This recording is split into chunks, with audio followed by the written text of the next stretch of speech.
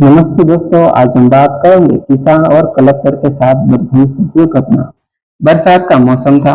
मध्य प्रदेश के छोटे से गांव में रहने वाला 55 वर्ष का किसान रामलाल अपनी 5 एकड़ जमीन पर खेती करता था। उसकी दुनिया उसकी पत्नी सीता और बेटी पूजा तक ही सीमित थी।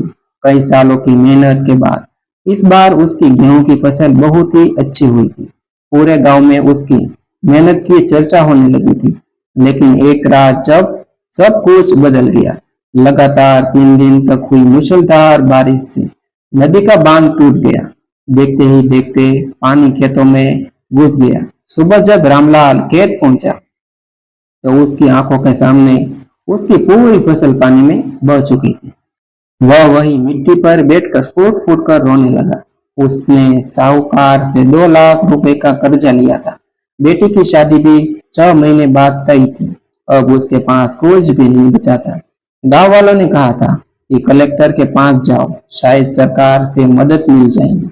अगले दिन रामलाल पुराने कपड़े पहनकर जिला कलेक्टर कार्यालय पहुंचा। वहां पर लंबी लाइन लगी थी। घंटों इंतजार के बाद भी उसकी बारी नहीं आई। कुछ कर्मचारियों ने उसे टाल दिया।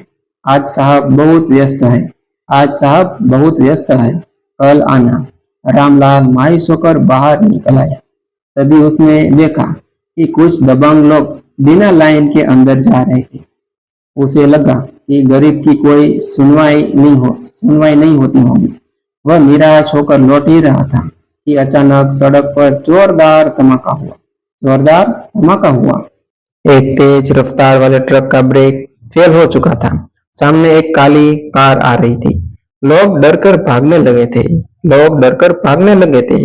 लेकिन रामलाल ने देखा कि कार के अंदर बैठा व्यक्ति बाहर नहीं निकल पा रहा था। उसने अपनी जान की परवाह किए बिना दौड़ लगाई। ट्रक कुछ ही सेकंड दूर रहा था। रामलाल ने पूरी ताकत लगाकर कार का दरवाजा खोला। अंदर बैठे व्यक्ति को बाहर खींच लिया। अगले ही पल ट्रक से कार टकरा गया। जोरदार विस्फोट हुआ। पूरा इलाका धूल से भर गया था। लोगों की भीड़ जमा हो गई थी। जिस व्यक्ति की जान बचाई थी वह कोई और नहीं था बल्कि उसी जिले के नए कलेक्टर अभिषेक वर्मा थे। कलेक्टर साहब ने घायल रामलाल को अस्पताल पहुंचाया। जब उन्हें पता चला कि यह किसान सुबह उनसे मिलने आया था तो वह हैरान रह गए। उन्होंने तुरंत अधिकारियों को आदेश दिया, इस किसान की पूरी बात अभी सुनी जाएगी। 2 दिन बाद कलेक्टर स्वयं रामलाल के गांव पहुंचे। उन्होंने खेत का निरीक्षण किया। जांच में पता चला कि गांव के सिंचाई विभाग के कुछ अधिकारियों ने बांध की मरम्मत के लिए लाए गए करोड़ों रुपए का भ्रष्टाचार कर दिया था। इसी वजह से बांध कमजोर हो गया और टूट गया। कलेक्टर ने तुरंत जांच टीम गठित कर दी। लेकिन कहानी यही खत्म नहीं हुई थी। रात को जब कलेक्टर वापस लौट रहे थे तभी कुछ नकाबपोश लोगों ने उसकी गाड़ी पर अचानक हमला कर दिया। असल में भ्रष्टाचार अधिकारी नहीं चाहते थे कि उसकी पोल खुले। गोलियों की आवाज पूरे जंगल में गूंज उठी थी। कलेक्टर की सुरक्षा टीम जवाबी कार्रवाई करने लगी। उसी समय रामलाल के जो पास के खेत में था, आवाज सुनकर वहां पहुंच गया। उसने देखा कि एक बदमाश पीछे से कलेक्टर पर हमला करने वाला था। रामलाल ने बिना सोचे अपनी लाठी उठाई और पूरी ताकत से बदमाश पर वार कर दिया। बदमाश गिर पड़ा। बाकी अधिकारी पुलिस आने के पहले ही भाग चुके थे। अगले दिन पूरे जिले में खबर फैल गई थी कि एक गरीब किसान ने दूसरी बार कलेक्टर की जान बचाई थी। जांच पूरी हुई। भ्रष्टाचार अधिकारी भी गिरफ्तार हो गए थे। सरकार ने प्रभावित किसान को मुआवजा देने का आदेश जारी किया। रामलाल को भी उसकी फसल का पूरा मुआवजा मिला। इतना ही नहीं, बेटी पूजा की पढ़ाई और शादी के लिए भी सरकारी सहायता मिली।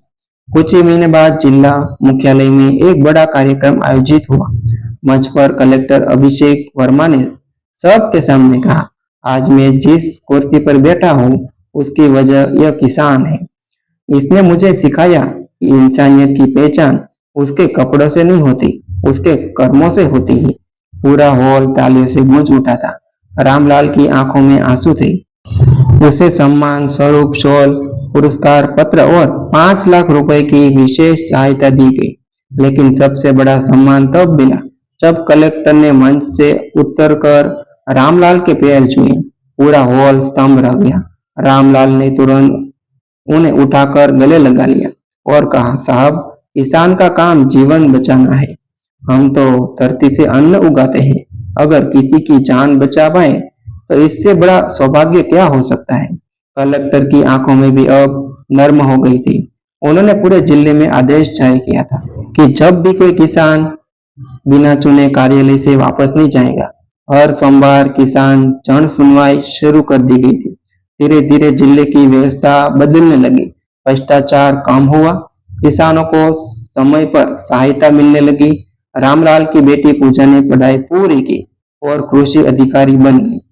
उसने अपने पिता से कहा, पिताजी, आपने मुझे सिखाया था कि ईमानदार और साहस कभी व्यर्थ नहीं जाते। रामलाल मुस्कुराया।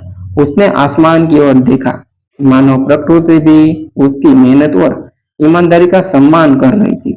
दोस्तों, यह कहानी का संदेश यही है कि जीवन में कठिनाइयां चाहे कितनी भी बड़ी क्यों ना हो, यदि इंसान ईमानदारी, साहस और मानवता का साथ न छोड़ता तो एक दिन न्याय अवश्य मिलता है। एक सच्चा किसान केवल खेत में ही नहीं बल्कि समाज के विश्वास, साहस और इंसानियत का भी फसल उगाता है। यही इस कहानी का सबसे बड़ा संदेश है। तो दोस्तों, यह घटना सत्य घटना पर आधारित है। यह स्टोरी में सभी पात्र काल्पनिक है। हमने सभी किरदार हर जगह को बदल कर रखा है। तो ऐसी नई काल्पनिक जो स्टोरी सुनने और देखने के लिए आप हमारे चैनल को सब्सक्राइब जरूर करें। हमारे चैनल पर आपको ऐसी न्यू मोटिवेशनल स्टोरी मिलती रहेगी। तो दोस्तों, चैनल को सब्सक्राइब जरूर करें। मिलती है न्यू स्टोरी के साथ, न्यू वीडियो के साथ।